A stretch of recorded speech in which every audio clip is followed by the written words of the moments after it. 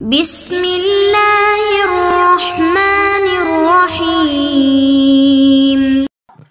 اعوذ باللہ من الشیطان اللعین الرجیم، بسم اللہ الرحمن الرحیم۔ وبہ نستعین وہو خیر ناصر ومعین۔ عزیز طلاب کرام، ہماری گفتگو جاری ہے ہمارے پیارے نبی حضرت محمد مصطفیٰ صلی اللہ علیہ وآلہ وسلم کی نبوت کے بارے میں، جس میں ہم نے سب سے پہلے بہت سارے ابحاث سے بحث کرتے ہوئے جب ہم اس بحث تک پہنچے کہ نصارہ کی طرف سے آپ کے اوپر اعتراض ہے کہ آپ کی نبوت شروع ہی نہیں ہوئی کیونکہ حضرت موسیٰ علیہ السلام تا ابد کے لیے نبی ہے۔ پھر اس کے بعد نصارہ کی طرف سے جو اعتراضات وارد ہوئے کہ آپ صرف عرب کے لیے ہے، اس کو بھی ہم نے جواب دیا۔ پھر ہم نے آپ کی نبوت کی عمومیت کو ثابت کرنے کے لیے ادلہ سمعی بیان کیا، جس میں ہم نے یہ ثابت کیا کہ جنات بھی عقل جنات بھی مکلف ہے اور وہ بھی ایمان رکھتے، اور ہمارے پیارے نبی حضرت محمد مصطفیٰ اور آپ کے اوصیاء سارے ان کے لیے بھی حجت خدا ہے۔ پھر اس کے بعد مرحلے میں آگے ہم نے یہ کہا کہ اگرچہ جنات ذوی العقول ہے، مکلف ہے، لیکن ان کے عقل کمال کی حد تک نہیں ہے، اس وجہ سے وہ لوگ مکلف اس حد تک ہے کہ مکلف تو ہے لیکن وہ حجت خدا نہیں ہے۔ اسی لیے سارے انبیاء وہ ائمہ کہاں سے آئے؟ انسانوں سے۔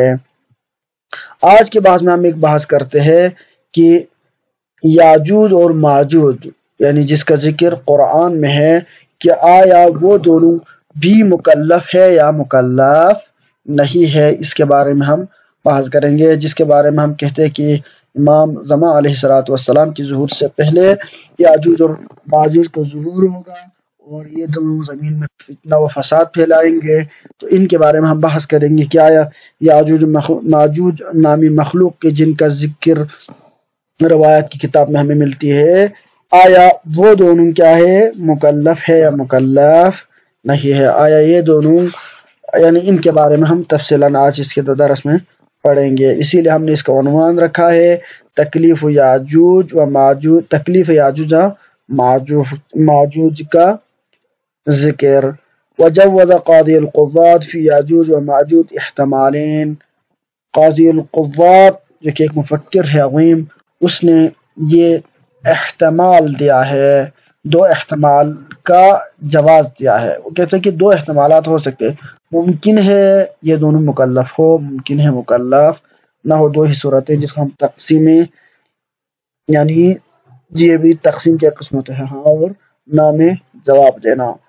تو احدہما، ان میں سے پہلا احتمال اس نے یہ دیا ہے کہ اللہ یکون مکلفین اصلا، یہ دونوں مکلف ہی نہیں ہے۔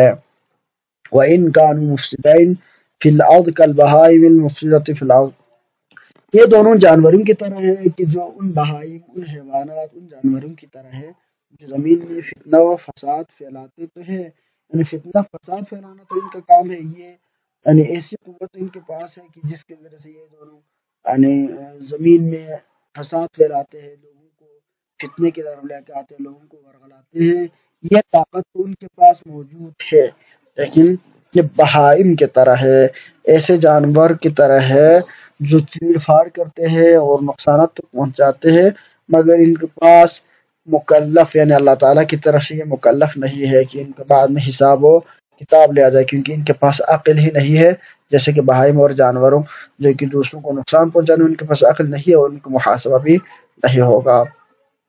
والثانی، دوسرا احتمال یاجوج و ماجوج کے بارے میں قاضی نے یہ دیا ہے کہ یکون مکلفین، مکلف ہو یہ دونوں، یکون مکلفین دونوں مکلف ہو، وقد بلغت دعوته علیہ السلام، اگر یہ دونوں مکلف ہو تو اس میں بحث یہ ہوگا کہ ہم نے کہا تھا کہ اگر کوئی مکلف ہو تو مکلفین تک احکام کو پہنچانا، احکامات الہی، واجبات و منکرات، اوامر و نواہی، حلال و حرام، ان تمام چیزوں کا پہنچانا انبیاء الہی، مبعوث شدہ الہی، ان افراد و اشخاص کی ذمہ داری ہے۔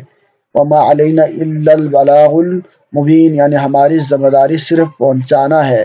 تو رسول صلی اللہ علیہ وآلہ وسلم کی ذمہ داری ہے کہ ان دونوں تک بھی اپنے احکام پہنچائے۔ کیوں؟ کیونکہ جب اللہ تعالیٰ نے ان کو بطور عام نبوت عامہ دے کر جب مبعوث فرمایا تو اللہ تعالیٰ نے ان کو انسانوں کی طرف بھی بھیجا اور باقی تمام مخلوقات کی طرف. تو جنوں کی طرف وہ تو آپ کی آوازیں، آپ کی یعنی ابلاغات، آپ کے احکامات تو پہنچے ہیں اور اس کے اوپر قرآن تو شاہد ہے. لیکن یاجوج و ماجوج بھی ایسے مخلوق ہے کہ جن کا وجود تو ہے اور جن کا ذکر قرآن میں آیا ہے، مگر ان تک احکامات پہنچے ہیں یا نہیں پہنچے اس کا ذکر قرآن میں نہیں ہے. لیکن جنات ایک ایسی مخلوق ہے جو انسان جن کو نہیں جانتے، درک نہیں کرتے، لیکن ان کے بارے میں قرآن میں صاف ذکر ہے کہ ان تک قرآن یعنی قرآن کے احکامات، رسول کے پیغامات پہنچے بھی ہیں اور انہوں نے اس کو قبول بھی کیا ہے. تو یہ تو اس مخلوق کا حکم تو ہمیں پتہ چل گیا.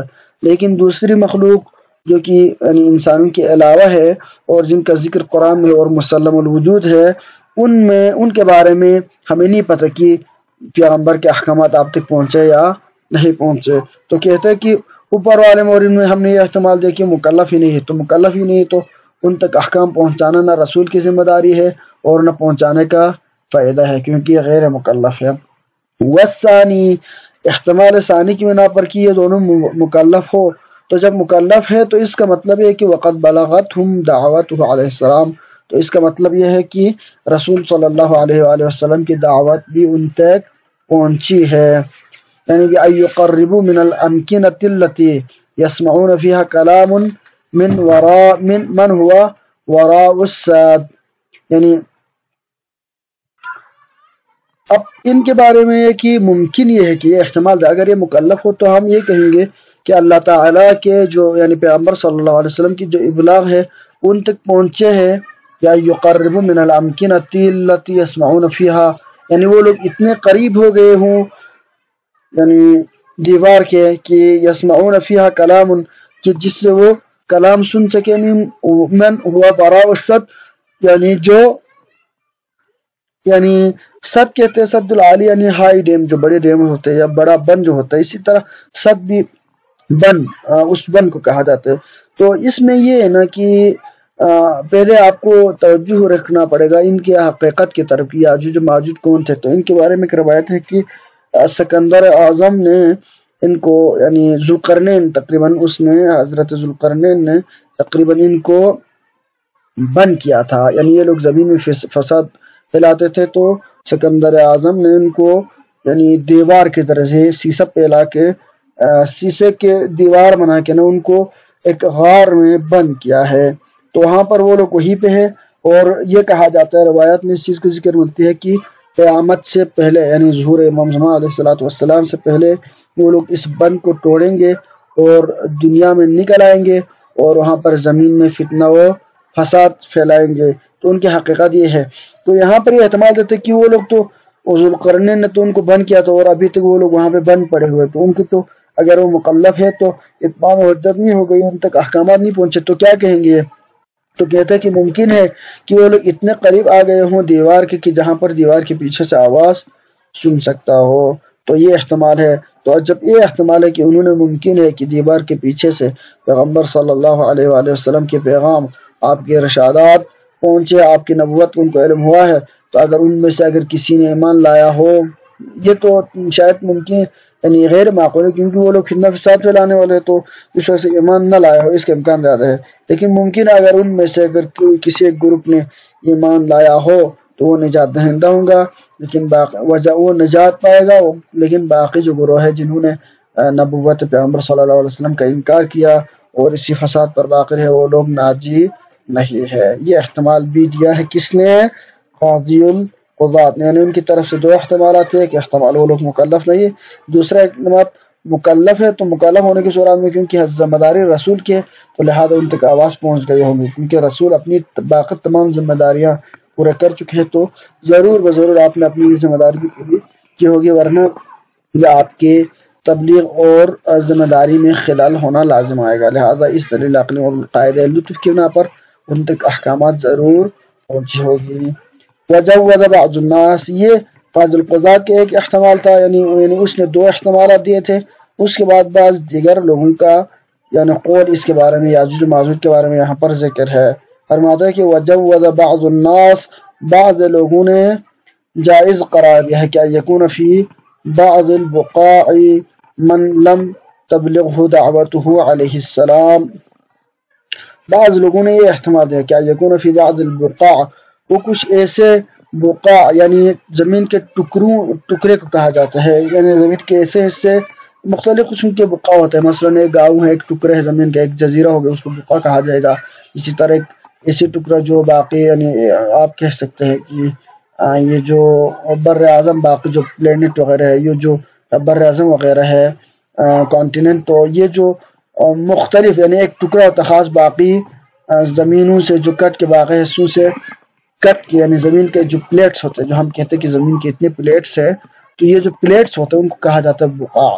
تو ممکن ہے یکون فی بعض البقاع، یعنی یہ یاجوج و ماجوج ایسے بقاع میں ہو لم تبلغه دعوت علیہ السلام، جہاں تک پیغمبر صلی اللہ علیہ وسلم کی دعوت اور آپ کا اسلام، آپ کے احکامات ان تک نہ پہنچے ہوں، تو فلا یکون مکلفا بشریعته، تو اس صورت میں آپ ہمارے پیغمبر صلی اللہ علیہ وسلم کی شریعت کا مکلف ہی نہیں بنے گا۔ اور ممکن ہے ان کے اوپر وہی شریعت ہے جو جس زمانے میں وہ لوگ تھے، حضرت ذوالقرنین کے زمانے میں یا اس سے پہلے جو یعنی جس نبی کی شریعت چل رہی ہے، اسی کے بارے میں احکامات کو وہ جانتے تھے، اور اسی کو ذمہ داری ان کی اب بھی وہی رہے گی کہ وہ اسی کو فالو کرتے رہے۔ ہمارے نبی کی شریعت کے بارے میں ان کو مکلف نہیں سمجھا جائے گا، کیونکہ جب تک بلاغ نہ ہو تو اللہ تعالیٰ جب تک اتمام حجت نہ کرے اس وقت تک کسی کو تکلیف نہیں دیتا، کیونکہ یہ بغیر ابلاغ کے تکلیف دینا کیا ہے؟ قبیح ہے۔ وعندی، لیکن کیا ہے مصنف کے اپنے نزدیک ان کا نظریہ یہ ہے، اب تیسرا گروہ یعنی تیسرا نظریہ، کہ ان المراد بذالک ان کان عدم تکلیف مطلقا، یہ جو اوپر کہا کہ وہ دو احتمال ہے، یا دوسرے گروہ نے کہا کہ وہ مکلف ہی نہیں ہے، تو آپ کے عدم تکلیف سے مراد اگر عدم تکلیف مطلقہ ہو، یعنی مطلقہ کا مطلب ہے کہ سواء بلاغتہم بعد ذالک الدعوی ام لا، چاہے ان تک وہ تکلیف پہنچے ہیں، یعنی جو قاضی القضات نے جو احتمال دیا تھا نا، اس میں یعنی پہلا احتمال یہ تھا وہ مکلف ہی نہیں ہے، تو اس احتمال کا بیان کر رہے ہیں۔ کہتے ہیں کہ اگر آپ کہتے ہیں کہ یہ لوگ مکلف نہیں ہے، تو اس کے مکلف نہ ہونے سے مراد چاہے ان تک یہ احکامات پہنچے یا نہ پہنچے، ہر صورت میں یہ لوگ مکلف نہیں ہے۔ اگر یہ مراد ہے تو فَهُوَ بَاطِلٌ، یہ نظریہ آپ کا درست نہیں ہے۔ کیوں درست نہیں؟ کیونکہ لما بینا من عموم نبوت علیہ السلام، کیونکہ ہم نے ادلہ سمعی کے ذریعے سے اس چیز کو ثابت کیا تھا کہ آپ صلی اللہ علیہ وسلم کی نبوت کسی ایک گروہ کے ساتھ مخصوص نہیں ہے، بلکہ ہمارے پیارے نبی حضرت محمد مصطفیٰ صلی اللہ علیہ وسلم کی نبوت تمام انسانیت، اس کے ساتھ جن اور باقی مخلوقات کی طرف ہے۔ تو لہذا جب آپ کی نبوت عام ہے تو اس کے اندر یاجوج و ماجوج چاہے جن میں آئے، چاہے اس میں آئے، چاہے تیسری مخلوق شمار ہو، ہر صورت میں یہ بھی اس کا مکلف بنے گا۔ فَإِنْ كَانَ الْمُرَاد، لیکن اگر آپ کی مراد یہ ہو کہ انہم غیر مکلفین ما داموا غیر عالمین، یعنی غیر عالم، جب تک یہ لوگ غیر عالم ہیں، جب تک یہ لوگ غار کے اندر بند ہے اور ان کو پیغمبر یعنی ان کو پتہ ہی نہیں ہے کہ کوئی ایسا پیغمبر جو کہ خاتم الانبیاء ہے اور آخری نبی ہے، اور اس نے تبلیغ کر کے دنیا سے وہ چل بسے ہے، اس کی شریعت ابھی جاری ہے، اگر ان چیزوں کو اس کو بالکل ہی علم نہ ہو، کیونکہ یہ لوگ ایسے غار میں ہے جو کہ شیشے کے ہے اور مکمل طور پر بند کیا گیا ہے، ان کو تو حکم الہی سے یہ لوگ اب وہاں پہ بند ہے، تو ان کو جب تکلیف کا سرے سے علم ہی نہیں ہے تو ہم ان کے مکلف ہونے کا بھی قائل نہیں ہو سکتے۔ بس اس بنا پر یہ قول صحیح نہیں ہوگا۔ فائدہ، بس جب تک اعلیٰ یعنی ان تک تکلیف نہ پہنچے اس وقت وہ مکلف نہیں ہے۔ فائدہ بلغتہم الدعوت، لیکن جب بعد میں دعوت پہنچے، مثلا جب وہ غار سے قبل ظہور نکلے اور ان کو یہ پتہ چلے کہ ایک نبی آئے اور اس کے 12 جانشین بھی آئے ہیں اس دنیا میں، کوئی ایسی شریعت بھی ہے جس کو شریعت محمدی کہا جاتا ہے، تو ایسی شریعت آئی ہوئی ہے، اس وقت بھی جب دعوت پہنچے تو اس صورت میں صار مکلفین بہا، تو اس صورت میں ان پر ضروری ہے کہ وہ دین اسلام کو قبول کرے، اور اگر نہ قبول نہ کرے پھر بھی اپنے فتنے پر باقی رہے تو اس کو ان کا ٹھکانہ جہنم ہوگا، اور تکلیف کے عقاب اور ان کا محاسبہ ہوگا۔ اگر آپ اس نظریے کے قائل ہے، اس نظریے کے مراد یعنی اگر ان تک احکام نہیں پہنچے، بالکل نہیں پہنچے، تب وہ مکلف نہیں ہے، اگر پہنچے تو وہ لوگ مکلف بنے گا، تو فَهُوَ حَقٌّ، یہ آپ کا قول صحیح ہے۔ یہ قول ہے عندی یعنی خود مصنف کا نظریہ. اب یہاں پر 3 نظریات بیان ہوئے، قاضی القضات کا نظریہ، اور دوسرا یعنی دوسرے گروہ کا نظریہ بعض الناس کے جس کو تعبیر کیا، اور تیسرا نظریہ خود مصنف کا. صلی اللہ علیہ سیدنا محمد و آلہ الطیبین الطاہرین.